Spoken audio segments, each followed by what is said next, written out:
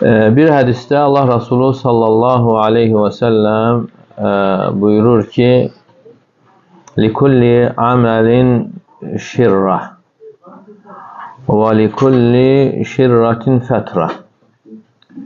Hər bir əməlin fəallıq dövrü vardır. Hər bir əməldə görürsən bəzən insan əməlləri rəğbətlə, fəal şəkildə yerinə yetirir.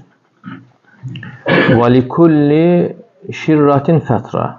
Hər bir o yüksəkliyin, o fəallığın da bir süslük vaxtı vardır. Bəzən insana bir növ süslük, əzginlik, üz verə bilir. Və sonra buyurur, فَمَنْ كَانَتْ فَتْرَتُهُ إِلَى سُنَّتِي فَقَدْ اِهْتَدَى. Kimin o süslük vaxtı, əzginlik, yorğunluq vaxtı mənim sünnəmə tərəf olarsa, hidayət olar. وَمَنْ كَانَتْ فَتْرَتُهُ إِلَى غَيْرِ ذَلِكَ فَقَدْ هَلَكَ. Və kimin o süslük vaxtı, əzginlik, yorğunluq vaxtı bundan başqasına, sünnədən başqasına yönələrsə, həlak olar. Alimlər bunun izahında gətirir ki, belə bir hal insana üz verdiyi zaman, əgər insan fərzlərdən möhkəm yapışarsa, fərz əməllərdən və müstəhəbləri tərk edərsə və haramlara düşməzsə,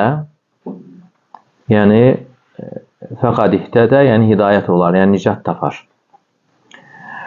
Əgər o vaxtı insan hətta sünnələri də tərk edib, fərzləri də tərk etməsinə gətirib çıxararsa, fərzlərdə də səhlənkarlıq edərsə və haramlara da düşərsə, həlak olar.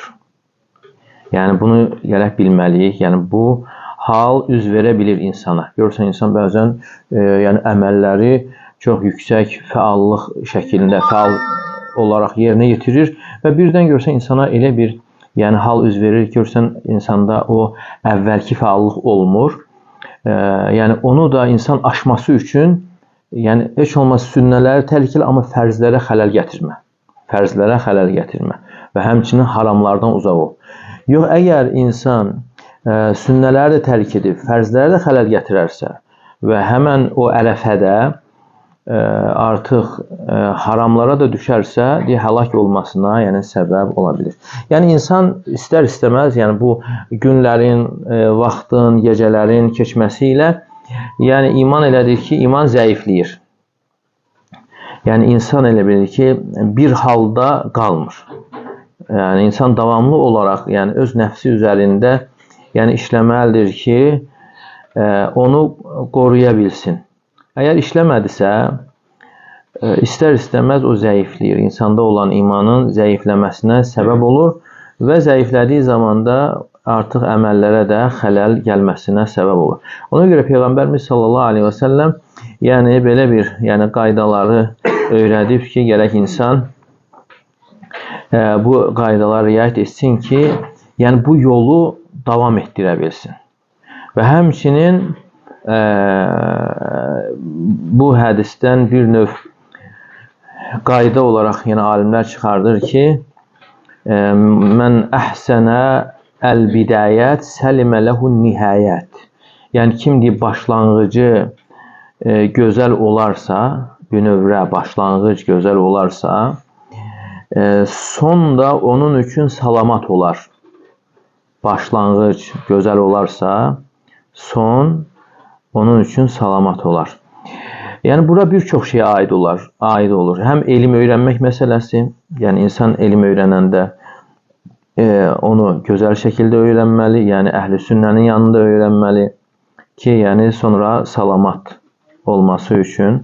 Ona görə İmam Əhməd rahiməhullahdan gəlir ki, yeni yetməni, cavan insanı ilk elmə başladığı zaman əhl-i sünnənin yanında öyrəndiyini gördünsə, deyir ki, fərcuh, ona ümid bəslə. Ümid et ki, yaxşı olacaq. Yox, əgər gördünsə ki, o hələ təzə yeni yetmədir və o dövrdə bidət əhlinin yanında oxuyur, deyir, fələ tərcu, yəni ona ümid etmək. Əlbəttə ki, ondan əlini üz. Yəni onlar da ola bilər qayıtsın, amma o da çox nadir halda olur. Deməli, bu elm öyrənmək baxımından insan deməli, ilk başlanğıcda bünövrəni təməli yaxşı qoymalıdır.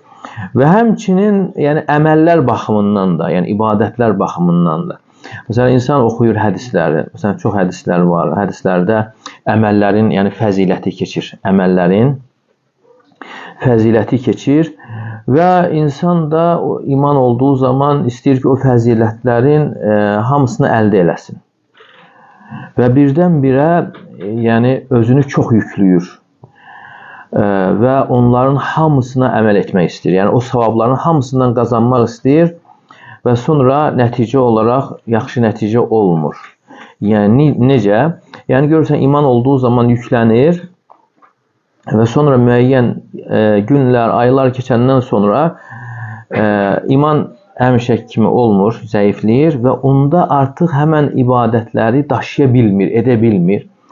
Və edə bilmədiyi zamanda, yəni bir var, yəni insan ondan aşağı düşər, yenə əsas əməlləri edər. Amma bəzən də olur ki, elə bir insana yorbayaq ki, hədisdə kimi süstlük üz verdiyi zaman bütün əməlləri tərk etməsinə gətirib çıxardır. Ona görə başqa bir hədisdə Peyğəmbərimiz sallallahu aleyhi və səlləm buyurur ki, "Xudu minəl a'mali ma tutiqun." Yəni əməllərdən, yəni gücünüz çatdığı qədər götürün. "Fe innallaha la yamallu hatta tamallu." Yəni siz bezmədikcə Allah Teala bezməz. Nə deməkdir? Yəni siz əməli tərk etmədikcə Allah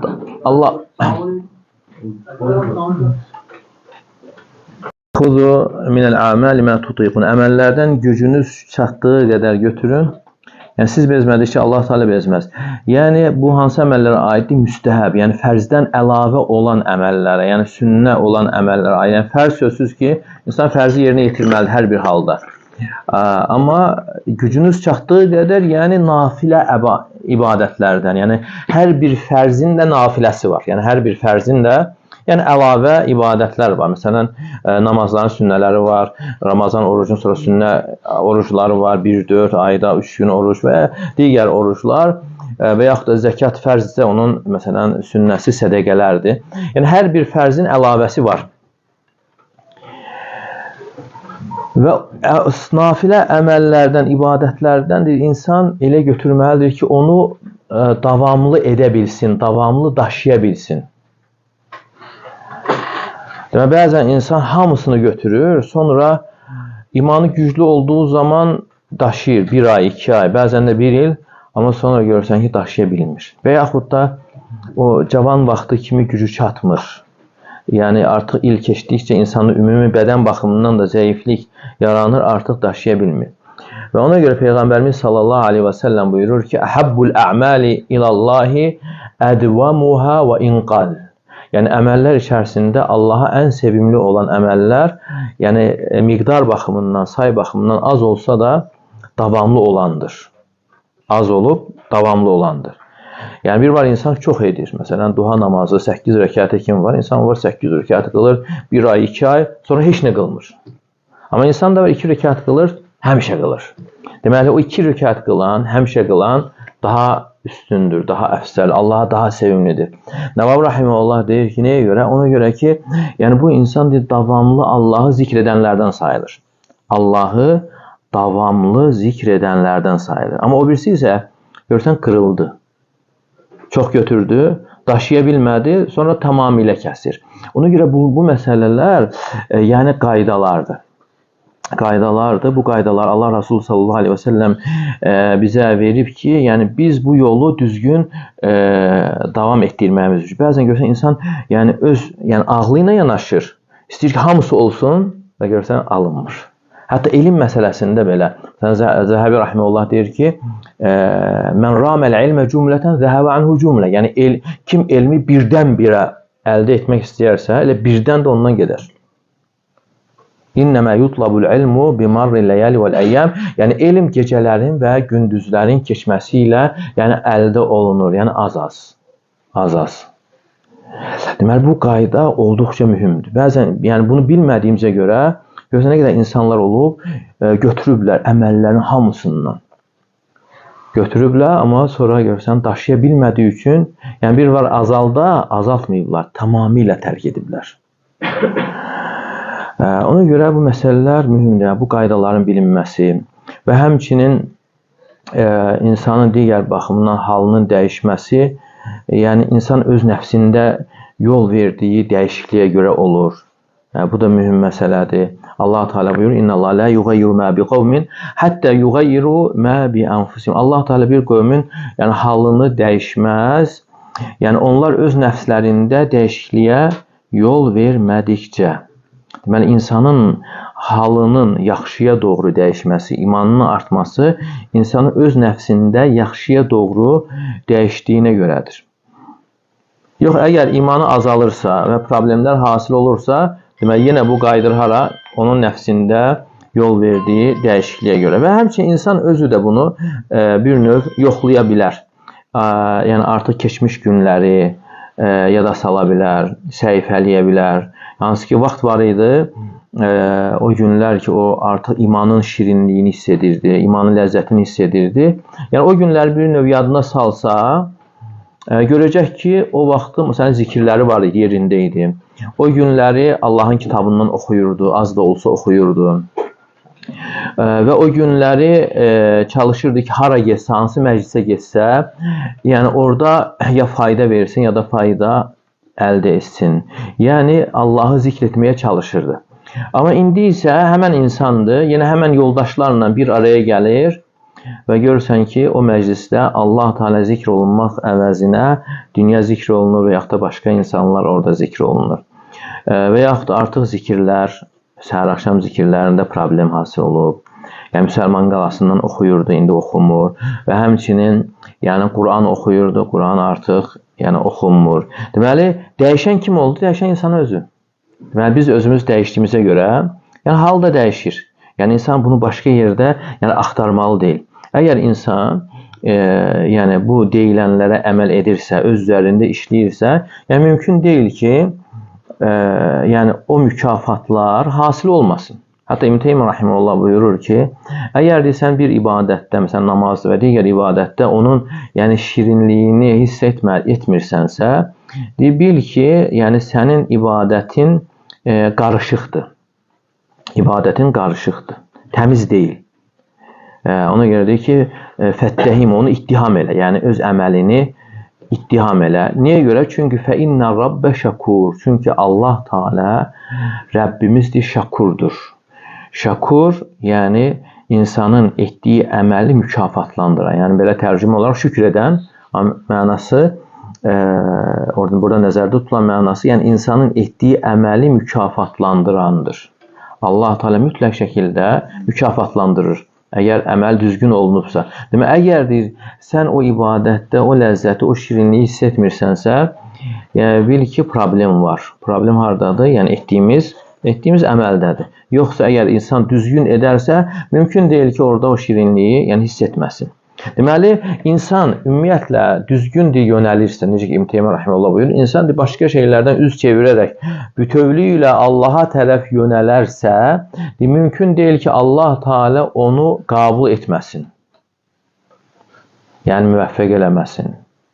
Deməli, o yardım, müvəffəqiyyət hasil olmursa, yenə biz atdığımız addımlara baxmalıyıq. Yəni problem hardadır? Yenə bizim atdığımız addımlardadır.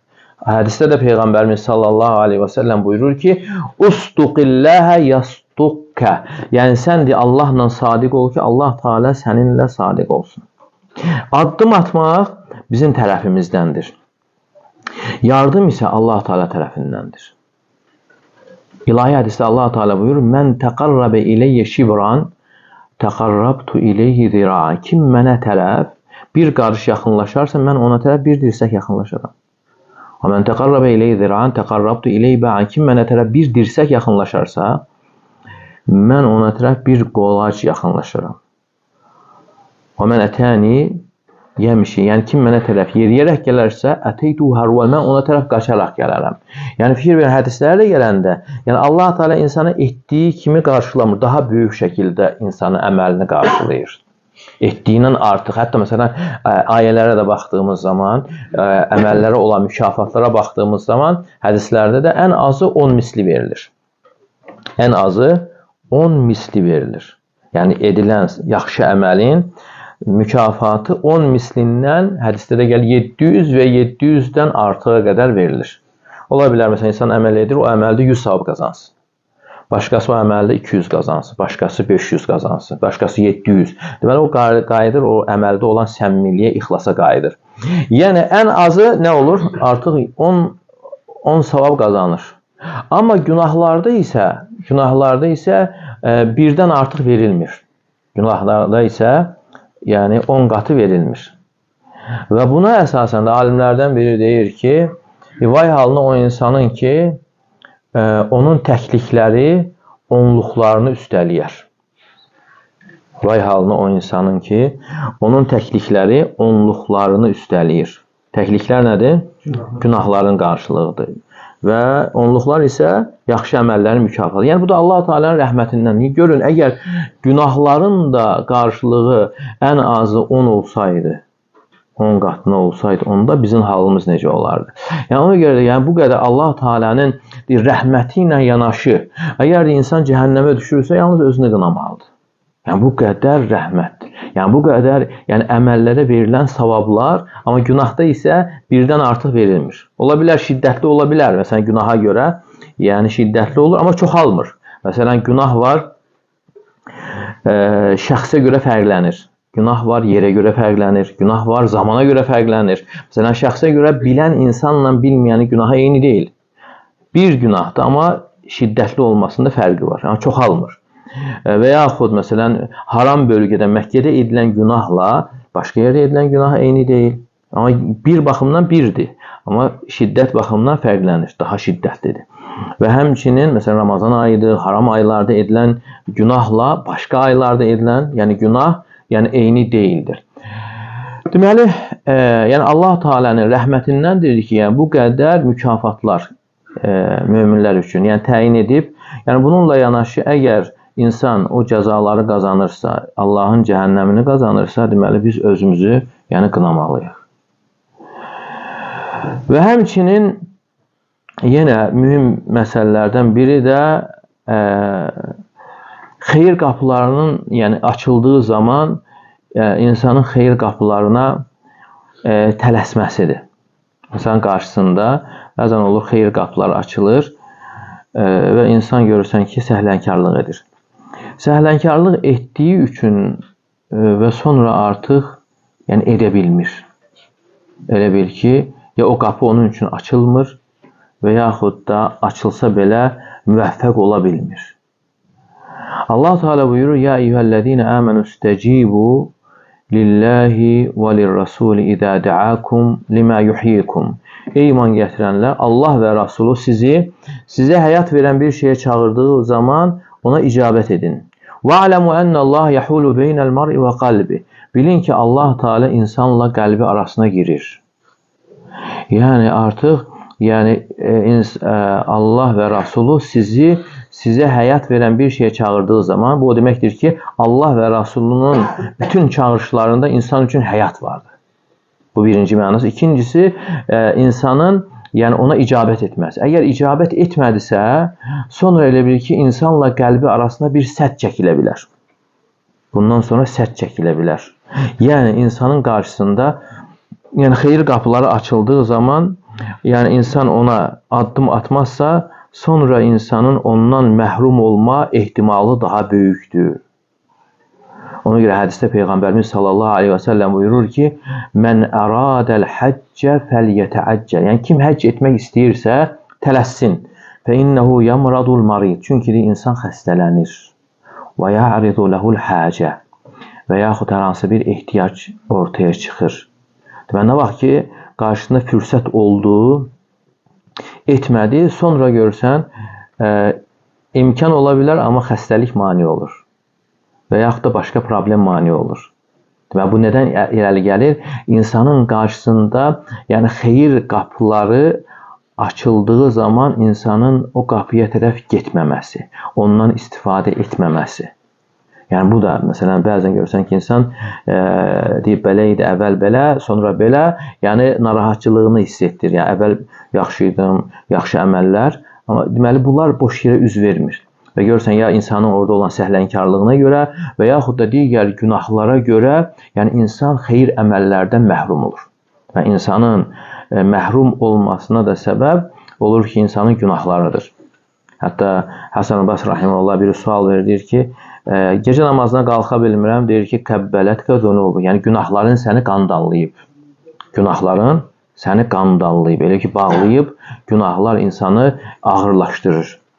Yəni qalxmasına yəni mane olur. Deməli günahlar və yaxud insanın səhlənkarlığı və həmçinin Tövbə surəsində keçən ayədə Allah Teala buyurur ki: "Və ləv aradu el-xuruc la'addu lehu uddatan, velakin kerihallahum bi'athahum fesabbatahum və qila qudu ma'al qa'idin." Əgər onlar həqiqətən döyüşə çıxmaq istəsəydilər, onun hazırlığını görərdilər. Lakin onların hərəkəti Allaha xoş gəlmədi, onlara tənbəllik verdi. Və onlara deyildi ki, oturanlarla birgə, geridə qalanlarla birgə qalın. Deməli, burada İbn Hüseyin rahimehullah buyurur ki, yəni, bu ayə tək cihada yox, bütün xeyir əməllərə aiddir.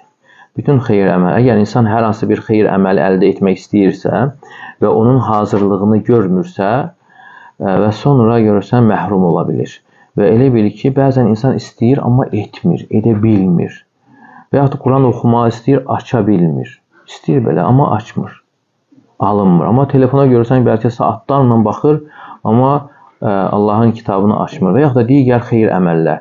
Və beləliklə görürsən insan, yəni bu xeyir əməllərdən məhrum olur. Elə bir ki, insana yəni fürsət olduğu halda, imkan olduğu halda bunu etmirsə, sonra görürsən ki, insana elə bir tənbəllik və yük yəni ağır bir şey elə bir ki, ona çökür, yəni onu edə bilmir.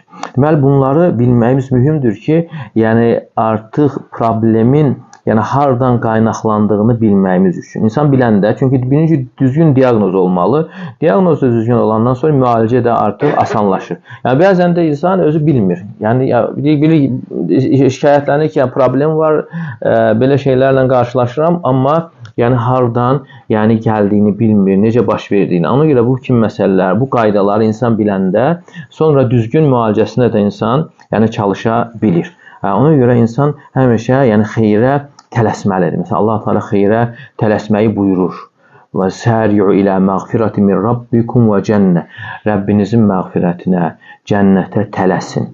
Və səbiqu ilə məğfirəti min rabbikum və cənnə. Və həmçinin Rəbbinizin məğfirətinə və cənnətə ötüşün. Və tələsin, ötüşün. Başqa ayda buyur, və fi zəlikə fəlyətənəfəsil mütənəfisun. Yəni, qoy ötüşənlər bu kimi işlərdə ötüşsünlər. Yəni, axirət məsələlərinə gələndə Allah Teala bu işdə yarışmağı, ötüşməyi əmr edir, buyurur ki, ötüşün, yarışın, tələsin.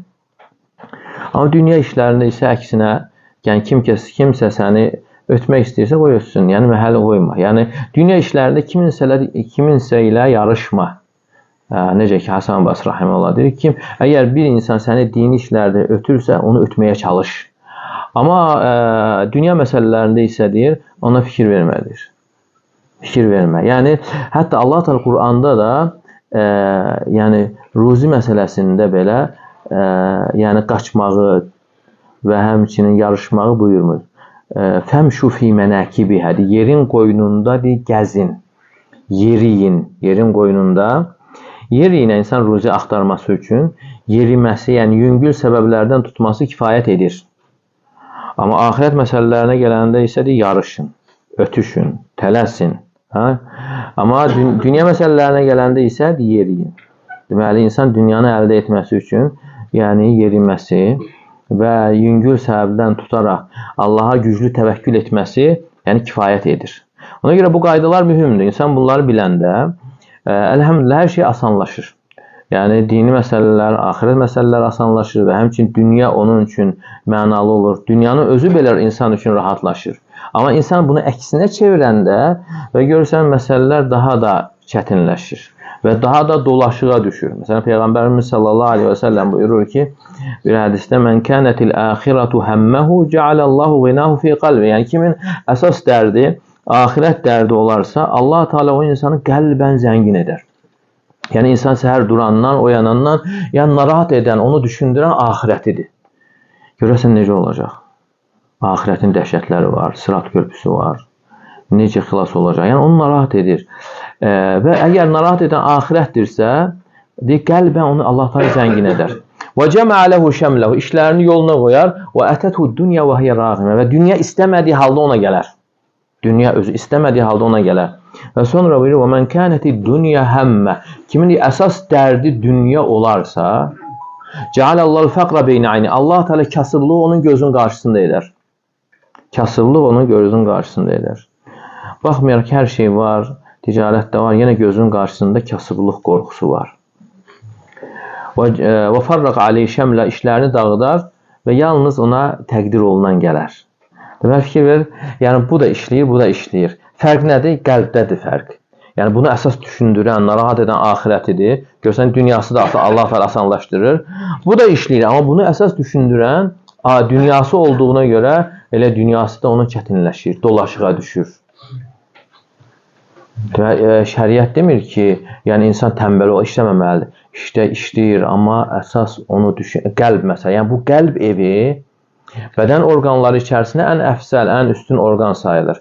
Və Allah Teala o ev üçün yəni ən əsas ibadətləri ayırıb. Yəni Allah Teala özünü tanımaq üçün yaratdığı bir evdir, qəlb evi. Yəni insan başqa yaramaz şeyləri onlara yerləşdirməməlidir. Amma nə vaxt insan yerləşdirirsə, elə problem də onun tərəfindən ona üz verir. Kim dünyanı dərd edərsə, dünya qədər dərdi olur. Və görürsən, problemdən qurtara bilmir insan. Amma nə vaxt insan əsas onu narahat edən axirəti olanda, Allah Teala ki, dünyavi işlərini yoluna qoyur. Mesela problemlərdir, fikirləşirdik ki, bu necə həll olacaq və görürsən ki, artıq asanlıqla yoluna düşüb. Amma nə vaxt ki, əksinə insan ancaq düşünür, onu narahat edən dünyavi problemlər olarsa, görürsən bir problem isə o problemdən bəlkə də onlarla, yüzlərlə problem, yəni qapısı açır.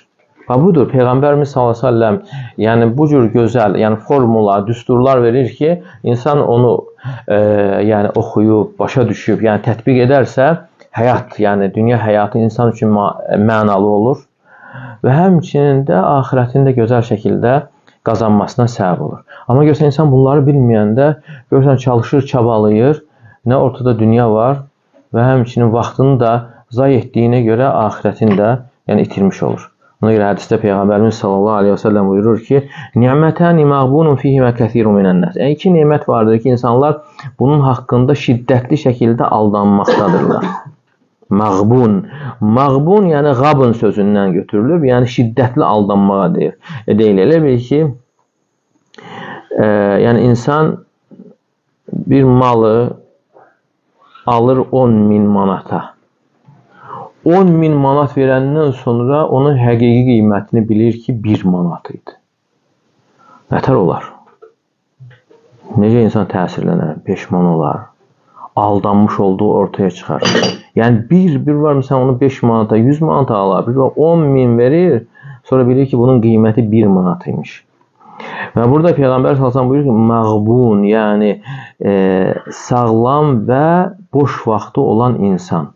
Əgər bunu düzgün dəyərləndirməzsə, aldanmışlardan sayılır. İki nimət vardır ki, insanlar bu nimət haqqında aldanmaqdadırlar. Əs-sihhatu vəl-fəraq, sağlamlıq və boş vaxtdır. Yəni, bəzən ikisi də insanda cəm olmur. Bəzən insan sağlam olanda vaxtı olmur. Bəzən də vaxtı olanda sağlam olmur. Amma bəzən də o insanda hər ikisi cəm olur. Həm sağlam olması, həm də vaxtının olması. Əgər bir insanda bunların ikisi cəm olarsa, həm vaxt olarsa və həm sağlamlıq olarsa və bunları düzgün dəyərləndirməzsə, o əməlləri baxımından ziyana uğrayanlardan olar. Aleyhisselam. Əməlləri baxımından ziyana uğrayanlardan kim olar? Kim ki onda sağlamdır və həmçinin vaxtı var. Bununla kifayətlənir. Allah Teala eşidib yaxşısına tabi olanlardan etsin. Və sallallahu alə nəbiyyinə Muhammed və alə alihi və sahbihi və səlləm.